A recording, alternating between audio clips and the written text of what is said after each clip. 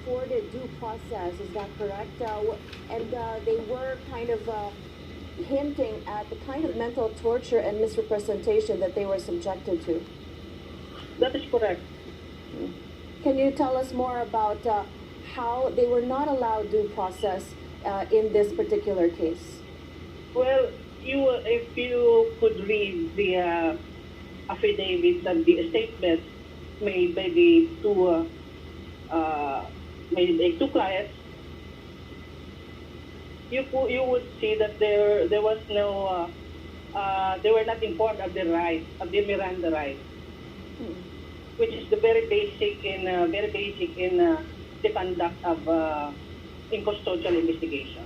The statements, they were interviewed and without the presence of a counsel, and they were made promises, misrepresentation that if they would not point out to someone in relation to a drug case, then they will rot in jail. Because rape with homicide is unavailable. Well, rape with homicide is one thing, but rape with homicide and drugs is quite another. In this case, because they're retracting a portion of their affidavit, does that mean that they are, number one, saying that there was absolutely no foul play and we will have to rely on the medical legal, the second autopsy, plus that are they absolutely absolving Mark Anthony Rosales in the case? Well, first of all, they only want the truth to come out. They also want to find out what happened to Christine, and so they are now telling the truth. Rosales? Well, it would be for the police to prove that in fact Mark Rosales is guilty of something. The conduct of the custodial investigation was only for rape with homicide was mentioned. Now, it's their word, your client's word against the police's. What proof would your clients have on this? Although, is the burden of proof on them? Yes, you're right. It will be the words of my clients versus the words of the police. Valentine Shen, Clark Rapinan, John Reyes de la Serna, and their lawyer, Attorney Mike Santiago. First of all, I want to greet all of you. Good morning. And because there itong dalawa po kayo sa screen. Clark Rapinan po. Clark, good morning. And beside Clark is? Valentine. All right, you are Valentine. So Clark and Valentine. And the one on the red shirt on the lower left of the TV screen. Romel Galido po. You are Romel. And then on the right is, this is John? Yes po. Okay. All right. I'll start first. Friend here to Christine is Romel. Yes po. All right. Ikwento mo, Romel. Let's start with that. Paano kayo napunta sa hotel na yon? We know as much that you booked for New Year's celebration. But how many people were invited? Just state the facts right now.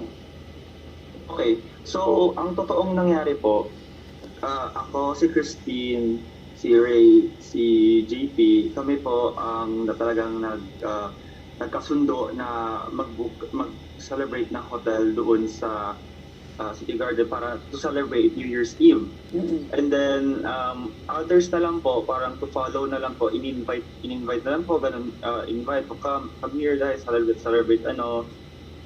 Then, si Vigo and Valentine, in-invite ko lang din po biglaan sa hotel na yon. So, parang biglaan lang yung pagka-invite ko kay Gigo and kay Valentine. Oo. So, from your plano at 6 ang alam mong magse-celebrate? Alam ko po, nung nag-start na kami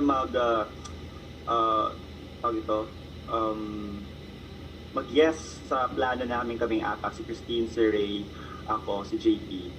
Alam ko po merong susunod na mga kaibigan doon sa group chat po kasi sa group chat po kami nag-uusap. Mm-hmm. Oo. At kaya kayo naging 11. Ilan ba talaga ang nagpunta sa party? 10. Kasama si Christine, 11. Okay, so you were all 11. All right, now, Romel, anybody can come in and join this conversation so we can just talk about the CCTV because the CCTV is out. Okay? You're seeing right now the times were specifically laid out by Jack and Christine. We're trying to look for that specific footage. You were na dumating na nandun sa 2207. Ay, ikaw, nasan ka? Ganyan lang dito, nag-book kami ng room. Kasama yung mga friends ko. Sabi ko, CCTV footage sa hotel kung saan nakita ang flight attendant na si Christine Dacera kung saan kahalikan niya ang isa niyang napabalitang Becky friend. Ang Becky friend na kahalikan niya sa video ay si Valentin Rosales, isang kumpirmadong bakla ayon mismo sa kanya.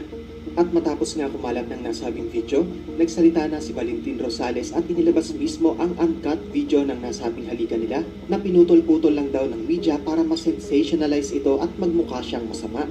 Depensa ni Valentin Rosales sa video, si Christine ang nag-initiate ng halikan at itinulak pa niya ito. Ganun daw talaga ka-wild si Christine kapag nakainom. Ayon sa kanya, ito full video without cuts para makita for everyone's full transparency. Grabe media ha? Mag-e-edit na naman hindi pinakita yung buo kinakat lang. To clear the smoke mga best and to everyone na nakakakilala sa akin, closely watch who initiated it. The timestamp was around 2 AM which is clearly early pa. Don't fully judge without watching the whole video. Ang dami pang ek-ek-latik na ganabel so someone would open the door. Number 3 my friends and I know how wild Tin can be when she's drunk. Number nice and best, ano ka ba after kissing? Ako ang hinalikan, excuse me.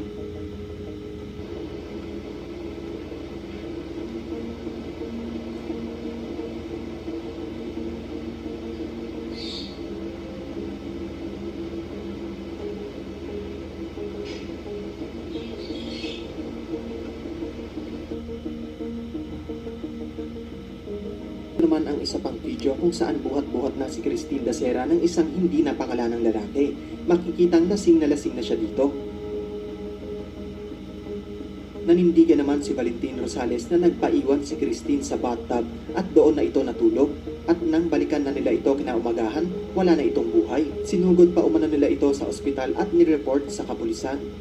Sobrang nakakagulat talaga ang mga bagong labas na CCTV footage na ito.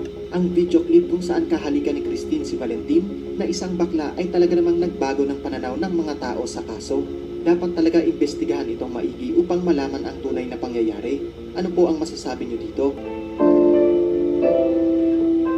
Sa pangatlong pagkakataon, magbibigay pa rin kami ng mga update sa kaso ni Christine Dacera para sa kanyang nahuhuling sandali ng kanyang buhay, kung saan nasa harap na siya ng inodoro, kung saan nagsuka pa siya dahil sa kalasingan.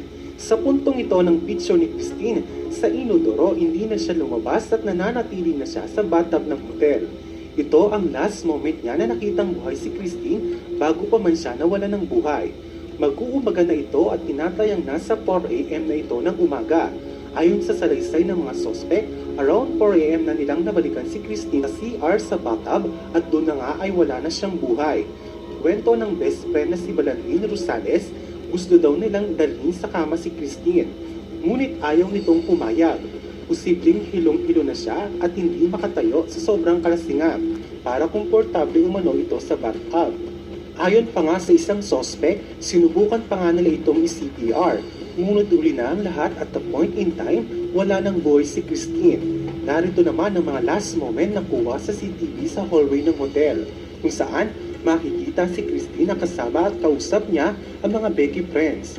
Meron din mga kalalakihan sa likod ng bahagi nila habang ang dalawang kalalakihan na friends niya ay papalayo sa kanila. Dito naman, makikita ang last moment ni Christine kung saan nakikipagbiruan si Christine sa isa pa niyang kaibigan, habang nakatingin naman ang dalawa pa. Sa susunod na video naman, ay papasok niya si Christine at dalawa pa niyang kaibigan, saan bitbit niya ang kanyang sandals at may dalawang baso ng wine. Sa susunod naman na video, ay makikita naman dito si Christine na may kasamang isang lalaki at nakasuot ng sando at papasok sa kwarto ng hotel. At aktong makikitang naghahalikan sila bago pa man pumasok dito.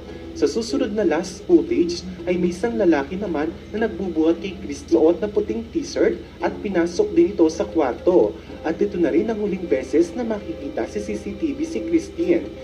Sa pagkamatay ni Christine Dacera, kaya raw pumirma siya sa isang affidavit na nagbanggit tungkol sa droga. Sa hapon, dumating ang 12 personalidad na pinagsampinan ng National Bureau. But are you willing to cooperate, sir? Yes po, yes. We're cooperating with the investigation. Inaasahang magsusumite ng sworn statement ang mga nag-check-in sa room 2207. This is very important for us para mahimay-himay namin. Where were you? Anong ginawa mo? Who was with whom? So lahat ito titingnan namin.